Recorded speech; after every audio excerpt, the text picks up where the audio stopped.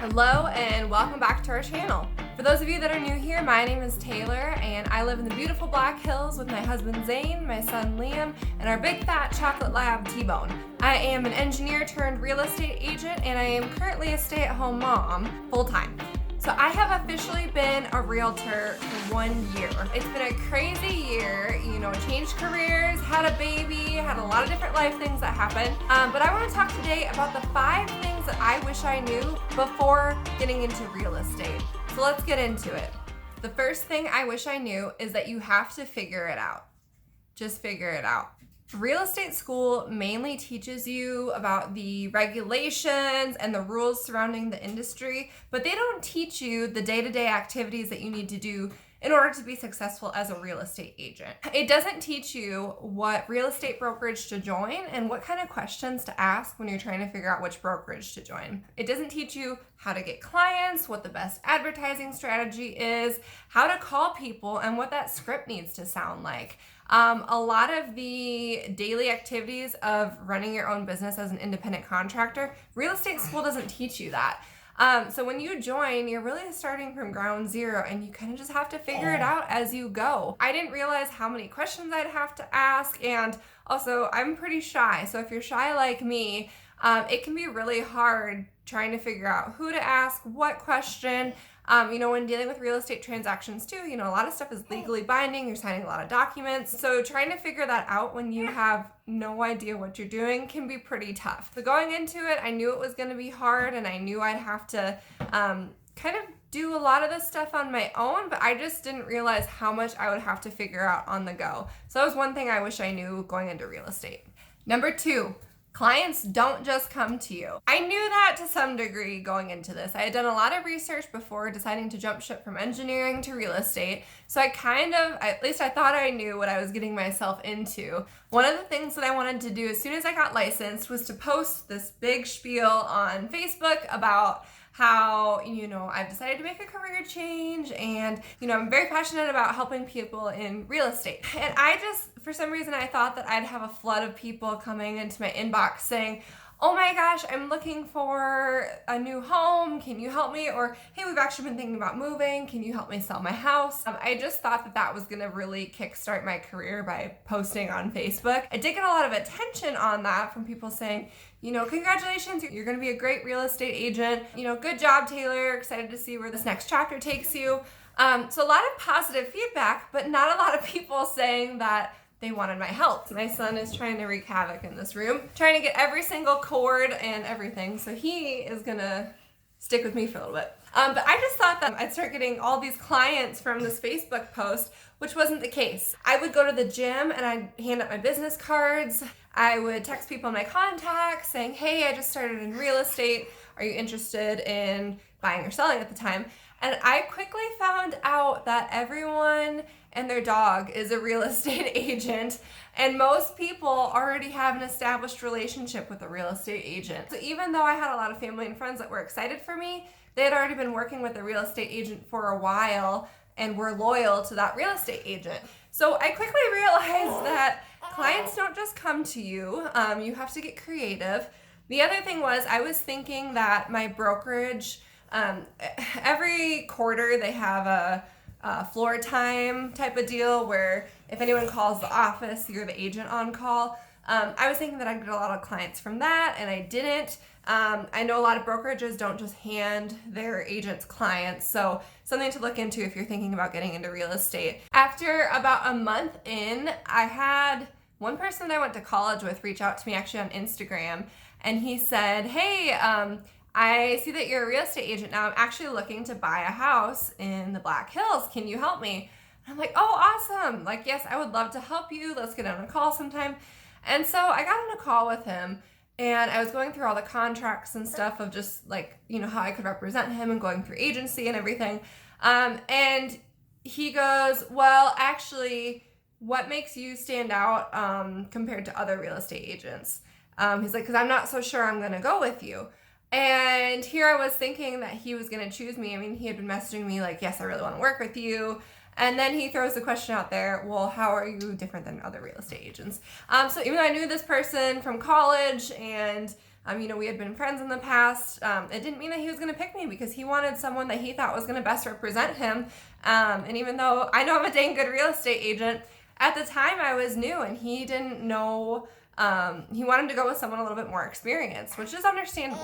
So anyways, moral of the story, it takes a while to find clients. It's not the easiest thing in the world. Once you do get a few under your belt, it does get a lot easier. But starting out, I knew it was going to be hard to find clients, but I didn't realize how hard that was going to be. Third thing that I wish I knew before becoming a real estate agent is learn to get over it. This was the hardest lesson for me. I mentioned earlier, I'm pretty shy by nature. I like talking, but I just get really nervous when I'm talking to people that I don't know, especially when I think I'm being a bother. And nobody likes getting calls from real estate agents, insurance agents, stuff like that. So when I was calling people, I knew that I was probably going to be a bother. I would get really nervous before picking up the phone, calling for sale by owners, farming around a neighborhood, calling expired listings. I would just get really nervous. And sometimes I'd sit and stare at the phone for sometimes up to half an hour, just, thinking through my head, okay, what am I going to say? Got to practice this through. What if they say no? I try and think of every scenario that they could come up with before I do the call. And I finally had to tell myself, okay, Taylor, you're not going to get any clients if you don't make these calls. Just get over it. People are going to say no. Some people are going to yell at you on the phone. Some people are going to tell you that you're wasting their time. It's not going to be perfect. And you're definitely not going to get any clients if you just don't make the calls at all. So just get over it and do it. And I will tell you, people are mean. People have said nasty stuff on the phone to me. But you have to have thick skin in this industry and just learn to get over it because that's how it works. Not only are potential clients mean, but sometimes other people within the real estate industry can be mean as well. I've had to call other agents before or text other agents about properties. I've had to call and text other agents about different properties. And sometimes they're just not the most pleasant people to deal with. There can be a lot of drama with real estate. Real estate is an emotional transaction for a lot of people.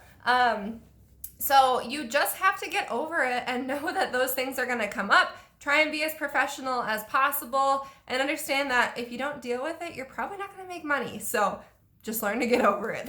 All right, the fourth thing I wish that I knew before starting in real estate was that not everybody should be your client. And this is especially hard when you're just starting out in real estate because any client lead is something that you're going to jump on because you want your first client. You want to start earning business right away. So a lot of people that are starting out in real estate typically pick up buyers before sellers just because you can do open houses. Sometimes you have first-time home buyers who aren't already established with a real estate agent.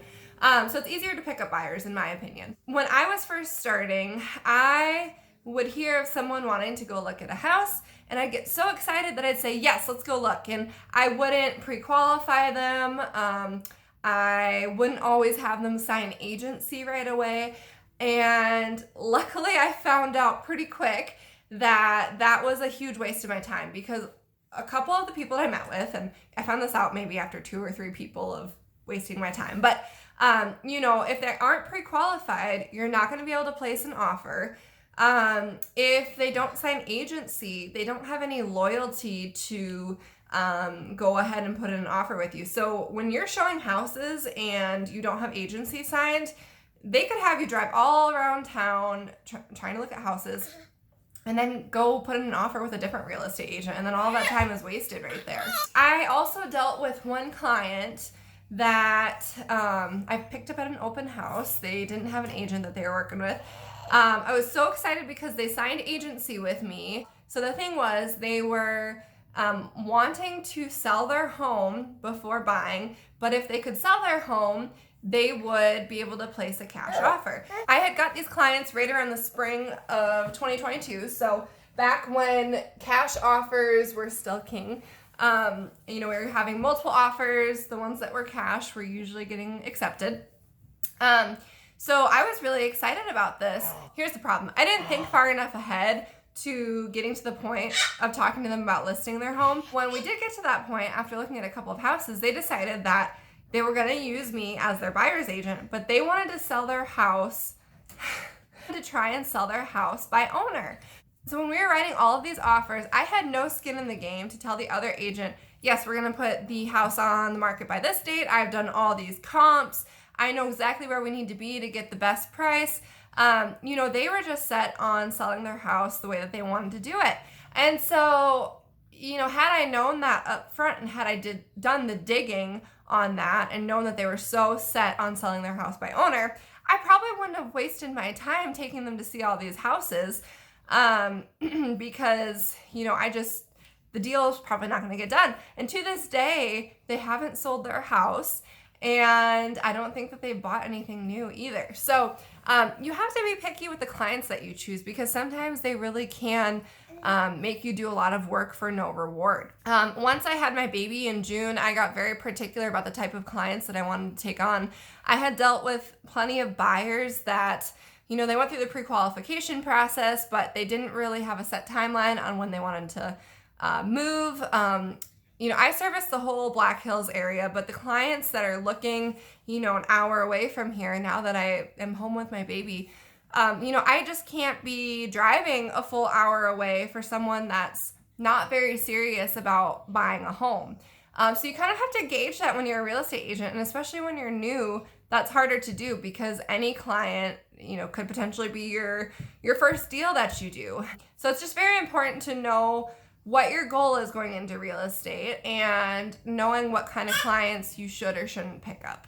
All right, the fifth and final thing I'm going to talk about today that I wish I knew before I started real estate is that consistency is key. When you're working a 9-to-5 job, you're getting paid for the work that you're doing right then and there. When you're in real estate, it could take you months to get your first commission check. You're working for what seems like no reward at the beginning, and then you finally get a deal, and it seems like the deals just start rolling after that. The thing with that is that you have to stay consistent and on top of things.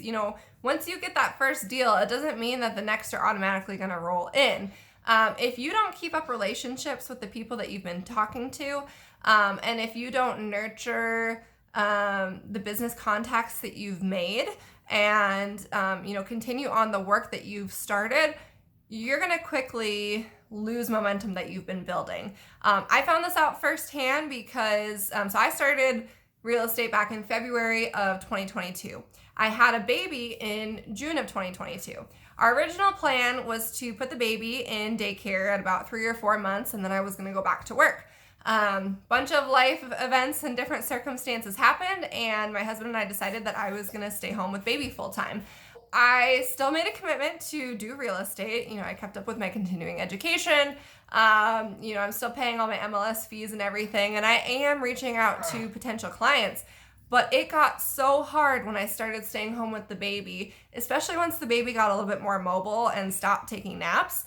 It's just very unpredictable. If I'm on the phone with a potential client and he starts screaming in the background, that's really hard. So these last few months, I really haven't been doing much real estate stuff at all. And even though I had really great momentum leading up to my son's birth, I stopped nurturing a lot of those relationships and stopped keeping up with a lot of the work. So a lot of my business dropped off.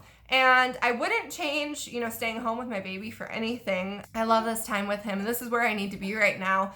But I saw firsthand how quickly business can drop off if you're not staying consistent. I'll talk in another video about what it's like working from home as a real estate agent with a baby and how I've pivoted during that.